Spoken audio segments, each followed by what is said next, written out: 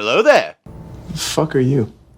and welcome back to the channel. I don't really have a new intro for the Swoonski channel yet because this is the first video for it. I know that I said that the first video on the new Swoonski channel was going to be a review of Stranger Things, and I still owe a part 2 of the rest of my review of the Alien series. But I don't care, honestly. They'll get here eventually. Today, I want to talk about Spider-Man because, oh my god, I have been on a massive Spider-Man hype. I've been rewatching all of the movies, rewatching the cartoons, reading the comics. Like, I have never ever dived into the comics aside from like the Ultimate Spider-Man storyline. That's like the only comic book that I've ever read in full. Normally, I have a script for these types of videos, but honestly, I'm just going off the dome and I'm going with my heart because I love the Amazing Spider-Man movies with Andrew Garfield. Let's take a walk down memory lane. I really don't have any memories of watching Spider-Man 2 in theaters. I'm pretty sure I did because I was a massive Spider-Man fan as a little kid, but I genuinely do not remember. But I do remember at the time my mom taking me and my best friend to go see Spider-Man 3 in theaters in 2007. And I do not care what anybody says. Spider-Man 3 and the Amazing Spider-Man movies are fucking goated movies. They are some of my favorite movies of all time outside of Star Wars and the Clerks films. And I love Spider-Man so much. These movies mean so much to me. Back to the story. Well, yeah, honestly, it kind of involves me and my cousin because we were both massive Spider-Man fans growing up. We grew up playing the video games on the PlayStation and Xbox. We played Spider-Man Friend or Foe. We played the movie tie-in games. Web of Shadows, Shadow Dimension, I think is one of them. Oh my god. We were so disappointed when Raimi's Spider-Man 4 got canceled. And we were young. I was 11. He was, I believe, like 9 or 10. He's like a year or two younger than me, and it was devastating. It was our favorite franchise at the time. And they just canceled the fourth movie, and we didn't know what to do. We were little kids, bro. Like it was outrageous. It was unfair, as Anakin Skywalker would say. And I wasn't keeping up with movie news or anything like that. I didn't really watch YouTube for stuff like that. I was watching stupid brain rot videos of whatever 11-year-old me was watching. Probably Harry Potter pop the Puppet Pal thing. Yeah, and Fred and a bunch of other stupid shit, and I was probably I don't know, but I wasn't keeping up with movie news or anything like that. But then a year later, I got a I saw the trailer for The Amazing Spider-Man in theaters for whatever movie I was going to go see with my family at the time. And I was so excited. Oh my god. I don't think you guys understand how excited 12-year-old Swoonski was to see that there was going to be a new Spider-Man movie in theaters. They rebooted it. It was going to be a new guy playing Spider-Man. I wasn't too sure how he was going to do. So me and my cousin go to see it. Blew our minds. Blew my 12-year-old mind. And yes, I'm not going to lie. Rewatching this movie, some of the stuff doesn't. I still don't like. I don't like the look of the original suit. Even though I swing around in Spider-Man PS4, shout out to Sklee3PO for getting me that. I swing around in that suit, in the Raimi suit, because if they had the TASM 2 suit in that game, oh my god, that is my favorite suit of all time. But I did agree at the time that the Lizard's plan was stupid. I kind of agreed with that up until recently because it was kind of stupid that he was just trying to turn everybody else into lizards until I went and read the original comics. And his original plan in the comics is to mutate actual lizards. Now, if they had gone with that, yes, that would have. I mean, I see why they went with people, but I think going with the comic book stuff would have been a lot better. I don't know. I think it would have been cool to see Kurt Connors, trying to mutate a bunch of lizards into like what he was. Now, yes, I still kind of don't like the design of the lizard kind of looks a little weird. I do prefer like the 94 animated look, or like, honestly, that's the only thing I can really compare it to. Because I'm listening to the audio comics. I'm listening to somebody read the comics. I'm not actually reading them. Even if, well, I do have the Marvel Unlimited app. Marvel Unlimited, if you want to sponsor the channel. Yeah, I really like his plan now. But Andrew Garfield just is my favorite Spider-Man. I mean, he's not as good as a Peter Parker in my opinion as Tobey Maguire was, cuz my thing is Tobey is the best Peter Parker, Andrew is the best Spider-Man, Tom Holland is the best of both of them, but unfortunately Tom Holland suffers from rights issues because he's not allowed to have a solo movie, and that irritates the piss out of me. But Andrew Garfield captures Spider-Man. The way he moves, the web swinging in this movie looks amazing. The visual effects look amazing. Oh my god. Oh, the relationship between him and Gwen Stacy. I love it because yes, he is a little older. He's 18. Well, he's 17 in this movie. 17, 18 because in the next one he graduates and starts going to college and stuff. But yeah, he's a little awkward and it reminds me a lot of Anakin Skywalker in episode 2. And I love that because I remember being 17 to honestly 23 and I was so awkward talking to girls. Still am. I have a girlfriend and I'm awkward as fuck talking to her.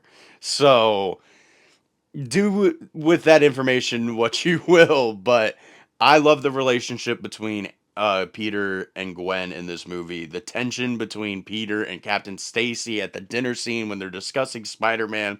Now, yes, I did go back and rewatch Cosmonaut Variety Hour's review of the Amazing Spider-Man movies, and he is right about one thing.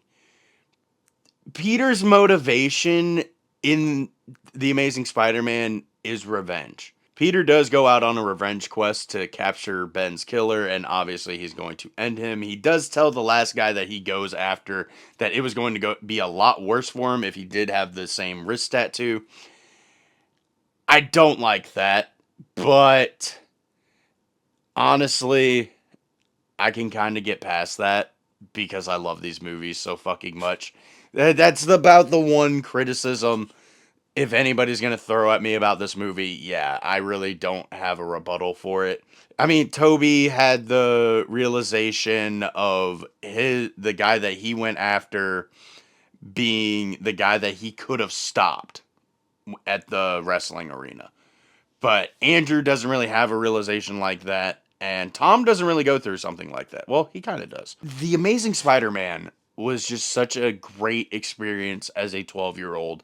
It was a great experience every time I rewatch it. Like, I love the Amazing Spider-Man movies. Like, yes, the Toby movies are iconic. They're great. Spider-Man 2 is probably the best comic book movie ever made. But there's something special about the Amazing Spider-Man and the Amazing Spider-Man 2 for me.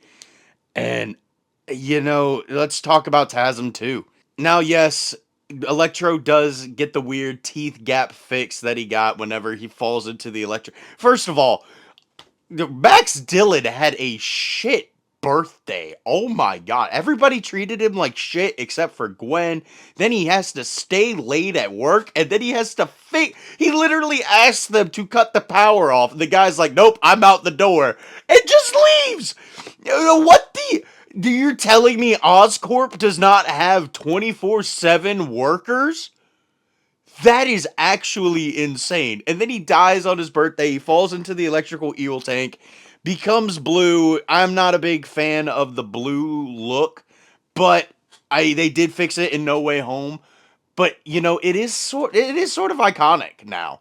And then there's that amazing scene in Times Square. I posted it on my story on Instagram and I captioned it.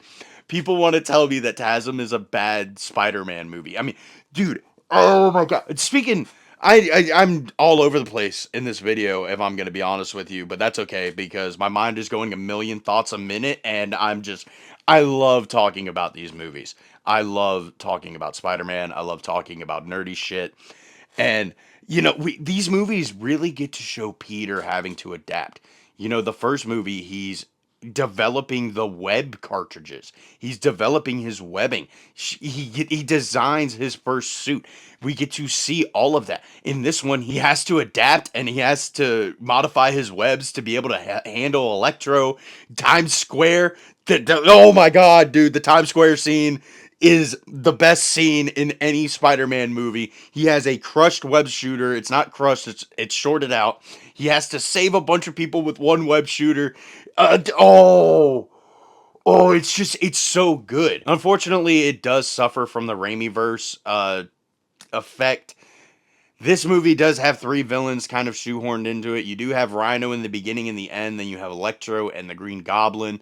I do like the Green Goblin storyline. I love the Electro storyline.